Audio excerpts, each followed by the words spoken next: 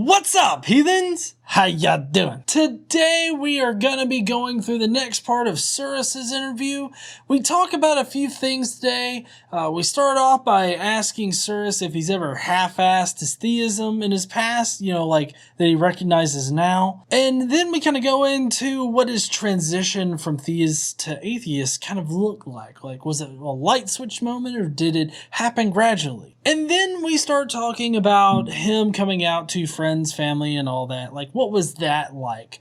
I would love to know what your experiences were down in the comments below, so please make sure you leave those.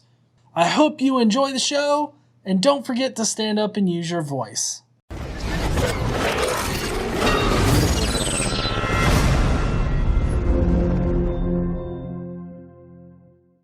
Well, I'm wondering, you kind of mentioned about Leviticus and how you couldn't reconcile those verses. Did you ever find yourself like cherry picking or half-assing? Because there's a lot of times I'll talk to people and they'll be like, well, I'll get them to read, Leviticus 19, where it talks about, you shouldn't lie with another man. Yeah. And everything like that. It is abomination. Yeah, and their blood will be on their hand. I've had a JW woman that was at my door. I asked her to read that, and she half-assed it right in front of my face. She only read up to the part where it's like, and then kill motherfuckers. So, she only read that part. So I'm just kind of curious, did you ever find yourself like half-assing it at one time, or no? See, the funny thing about that is that every verse that was ever read to me from either church or private school was half-assed in its reading. So to answer honestly if I half-assed any of those verses in my head, I can't honestly say whether or not I did, because that's how those verses were taught to me. So I can't even discern, how those verses would have been taught in their full context as opposed to being half-assed, because they were always taught in little bits to make them more palatable. But even the little palatable bits, those I ended up having problems with too. Right. Just not even the murdering part in Leviticus. I didn't even get to that part. It was just Leviticus is saying that they're not supposed to lie with one another, so they're not supposed to lie with one another. That's as far as I needed to go to realize that, oh, no, this verse is bullshit, even without getting to the entire context. Right. So did you immediately become an atheist, or was it like a gradual thing where, you were kind of in this sort of non-belief kind of area and then you finally moved to an atheist? Or what was that like after you stopped believing in Jesus and deities and stuff? I was in a very awkward spot where I was kind of an agnostic. I still consider myself an agnostic atheist if we're not using hard philosophical definitions. Right. But there was a time where I considered myself an agnostic because I really didn't know. I didn't know if gods existed at all, and I didn't want to assume, and I had left my faith, so I really didn't know where I sat. It wasn't until I started listening to Cosmic Skeptic and Holy Kool-Aid and Godless Cranium that I started to go, maybe I'm just an atheist. Maybe I just don't believe in any of those gods at all, and that's it. Right. Yeah, no, one of the biggest hurdles I had to go through or jump over, I guess, was, actually admitting that I was an atheist. Because, which I'm fairly certain you're probably in the same boat. Just, God, Jesus was taught as a fact around here. Yeah. And that was just a fact of life. And so, it was taught to me that it was wrong not to believe in God. And so I had to really get over that hurdle of actually doing it. And, I'm coming to find that is a kind of a big hurdle for other people too. I don't know if you were that way for you thought it was wrong to not believe in a God or whatnot or whatever. But it seems that transition period is what's common amongst people. Because a lot of Christians like to characterize us as being well, you know what? I want to wank off without going to hell. So I'm not going to believe in hell no more. I'm not going to believe in God no more. And I'm just going to beat it off for 12 hours. You just want to sin. Exactly. Yeah. So I'm kind of curious, after you watched the YouTube atheist community and whatnot, did that sinking feeling of going to hell, has that gone away, or do you still kind of feel that? It's something that crops up every now and again. I don't have nightmares about it anymore for the most part. And of course, now that I've said that, I will probably have one in a week, just because life decides to fuck with me. But for the most part, it's not something that I really think about. It's not something that I get nightmares about anymore, but there are maybe once or twice a year. So since I became an active atheist, about 4 or 5 times total, there's just been those times where my thoughts are just going where they will.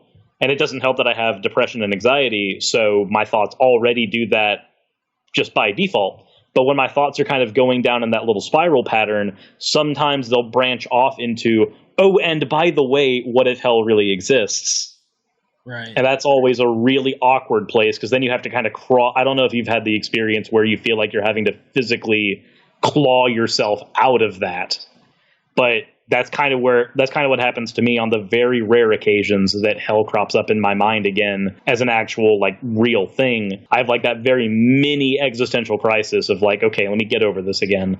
Okay, now I'm good. Not generally, my nightmares consist of me falling from different places, and like I always think I'm gonna die, but I never die, and that's maybe I'm falling to hell. Who knows? Who knows?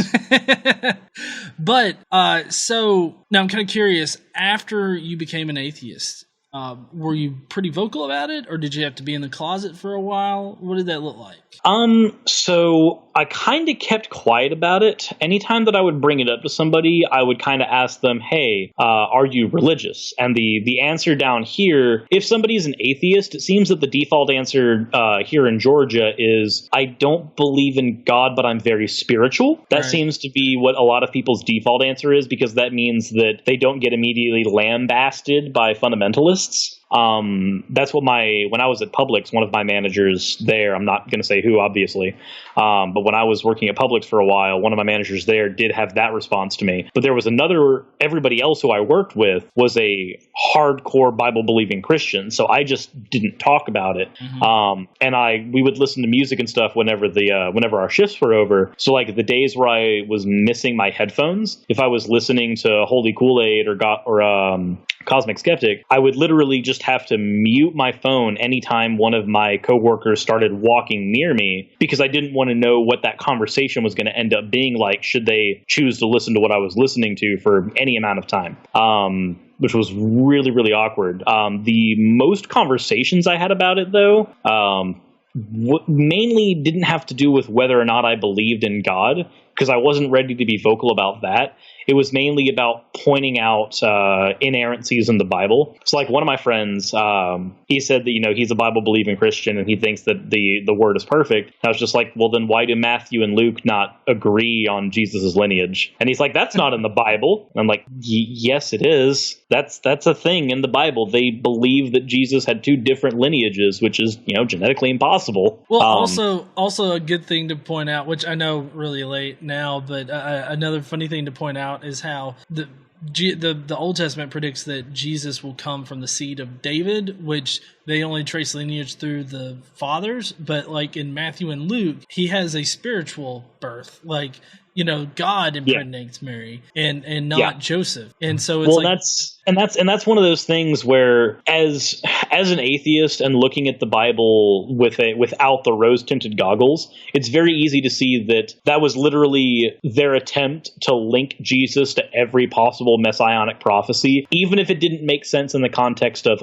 other passages. They're just like, well, he's riding in on a donkey. Well, we've got to put him on a donkey somewhere. Oh, well, he's supposed to come through the line of King David. Okay, well, we've got to get him through the line of King David somehow, even though he's coming from Mary, who has an immaculate birth, so no men. We got to do it somehow. Like, you can look at it and see that they're doing a post hoc. They're doing a post hoc of everything. But if you're a Christian, you're looking at that and you're like, no, it's just different complementary accounts. Right. Yeah, exactly. Like, I think the popular apologetic now is to say that it was like having 4 different witnesses that saw it firsthand, and they're recording it they're just recording it from different perspectives. But it's like, you don't stand there when when like Mary and them are going to see Jesus's tomb all empty and shit. But then like one of them sees an angel like arrive down from heaven, like do some Michael Bay lightning shit to get the stone off of the tomb, and then proclaims that Jesus isn't there, while fucking Julie right down 3 feet away from her just sees 2 angels inside the tomb. Like, you can't sit there and tell me that shit and think that that's gonna fly. I don't know. That's just really impossible, like in my eyes. No, and it's completely discounting the fact that Mark was written between 59 and 70 AD, and John was written at 130 AD. You can't, completely discounting the dates there, where you can't honestly say that those people wrote those different accounts 60 years apart, when one of them was definitely dead after that point, and the other one was probably dead after that point. Like, you just can't. So now, did you have any, like, family problems, like, as far as being an atheist, or did it take you a while there, too, to kind of come out? So as far as my family's concerned, I only really notified my mom's side of the family, which only consists of like 3 people now, like not really that many people at all. Most of us are, kind of died out on that side, as sad as that is. But I didn't notify my grandma and grandpa because my grandpa is currently in the hospital, and I don't think that, or not currently in the hospital, but he's been in and out. I don't think that it's a smart idea for me to just kind of bounce that off of them.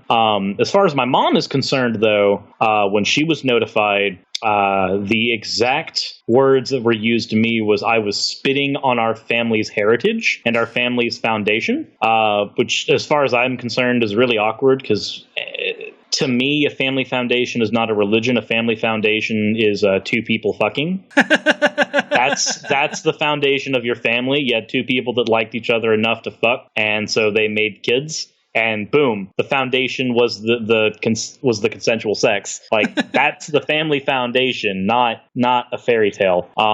So I did have that bit of awkwardness, but that's not something that we have an issue with now. Now, me and mom just do not talk about it. We just keep off the topic of religion. She does watch my channel, which is something that really surprised me. But besides her watching my channel, that's about as close to me talking to her about religion as you can get, is her watching it after I've recorded something. Okay. And the only other person who knows on that side of the family would be my only living cousin, and he did not respond at all. So I don't know what his opinion on that is. I don't know at all. As far as my dad's side of the family is concerned, I found out after the fact that my dad was an atheist. I had never known that. So it actually kind of helped our relationship a little bit. And then as far as anyone else in that side of the family, I don't speak with a lot of them. I know that my aunt saw my channel and she ended up paying for our Faithless Forum tickets, but she's never given me a definitive how she feels about the situation. It's just another one of those topics that isn't discussed. So I really don't know how a lot of them feel on that end. But the ones that are close enough to me for me to be affected by, I do know how they feel. Well, I mean, I'm glad that it wasn't like, a whole shunning thing. I mean, you did get your mom saying that you're spitting on the heritage, whatever the fuck that means. But, I'm glad that, you didn't like there's a lot of people that just lose their entire families. So I'm glad that you're not in that position. So I'm guessing, I don't know if your work situation has gotten better as far as you being an atheist, but like, was it really tough working in that kind of environment where you felt like you had to hide? It is still tough. I'm not working in that place anymore, but the place where I'm currently employed, I actually had a conversation with one of my coworkers who caught wind of my channel, and I don't exactly know how they caught wind of my channel, but she said, so you just not believe in God or the Bible at all? And I kind of explained, I did research on it. The Bible looks like it's just made by people and it's all bullshit. Did research on other religions. They all look like they're bullshit as well. She's like, do you even think Jesus existed? I'm like, well, 1 in 26 people were named Jesus at the time of his supposed birth. So statistically, yeah, there was a Jesus at that time. But as far as if one of them was the Messiah, hell if I fucking know. But then I got on the topic of what religion actually does harmful in society. And when I got on the topic of evolution, how, in the medical field, you can actually get people killed if you ignore medicine that has come about because of research into evolution, like right. Medicines that have been tested on chimps that we know will work because it's been tested on those. But then when we try to bring that to humans, you have people who will deny that and not actually use those medicines. That can get people killed, and it has gotten people killed. And I pointed that out, and she goes, well, I don't believe evolution exists. I'm like, that doesn't change the fact that it does. She's like, nope, I studied, I shit you not. She goes, I studied it and I don't think that it's real. And I'm like, why? She goes, well, I don't think we came from monkeys. If monkeys are still around, how the hell would we have come from monkeys? And I'm like, evolution doesn't even say we came from monkeys, so I don't know what you're talking about. She's like, no, it does. When I was in history class, we had that picture that shows the monkeys that turned into people. And I'm like, let me get this fucking straight. You're telling me you studied evolution in history? And all of your knowledge from it comes from the fucking picture that shows monkey to man evolution, which really isn't monkey to man evolution. It's, chimp human closest common ancestor. But let's not talk about that. You're calling that thing a monkey when it's not. Like, conversations like that are completely asinine. We also have another coworker who's a Reformed Calvinist who comes into work blaring gospel music on his phone in front of customers as well. But of course, we live in the South, so the customers are happy about it. They don't see it as a problem, even though, it kind of is.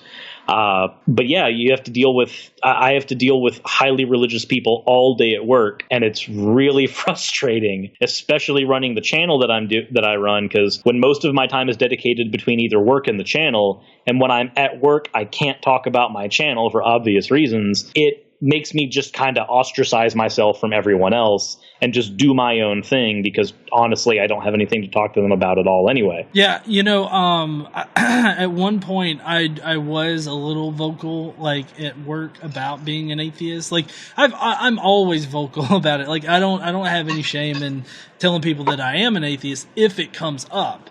Yeah.